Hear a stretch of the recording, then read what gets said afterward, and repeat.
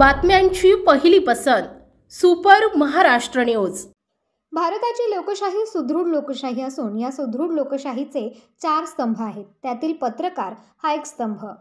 त्यामुळेच भारताची लोकशाही जगात मोठी आहे असे सांगत साई संस्थानला पत्रकारांचे सहकार्य आहेच, असेच सहकार्य पुढच्या कालावधीतही राहावे ही अपेक्षा आहे असे मत शिर्डी येथील श्री साईबाबा संस्थान विश्वस्त व्यवस्थेचे मुख्य कार्यकारी अधिकारी गोरक्ष गाडीलकर यांनी व्यक्त केले।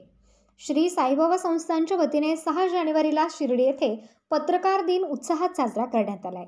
पत्रकार दिनानिमित्त शिर्डी व परिसरातील सर्व पत्रकारांचा श्री साईबाबा संस्थानचे मुख्य कार्यकारी अधिकारी गोरक्ष गाडीलकर यांच्या हस्ते शाल, श्री साई दैनंदिनी व गुलाब पुष्प देऊन सत्कार करण्यात आलाय।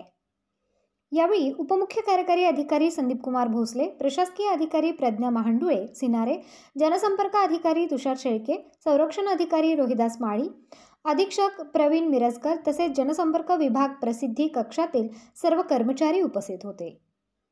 यावेळी मुख्य कार्यकारी अधिकारी गोरक्ष गाडीलकर म्हणाले की पत्रकारांचे संस्थानला नेहमीच सहकार्य आहेच, असे सहकार्य पुढच्या कालावधीतही राहावे अशी अपेक्षा असून पत्रकारांनी पुढच्या कालावधीतही काही सूचना संस्थानला केल्या तर निश्चितच साई संस्थान या सूचनांची अंमलबजावणी करेल, असे आश्वासनही त्यांनी यावेळी दिले। प्राध्यापक जयंत गायकवाड यांनीही आपले छोटेखानी मनोगत व्यक्त केले। या पत्रकार दिनाच्या कार्यक्रमाला शिर्डी व परिसरातील मोठ्या संख्येने पत्रकार बंधू भगिनी उपस्थित होते।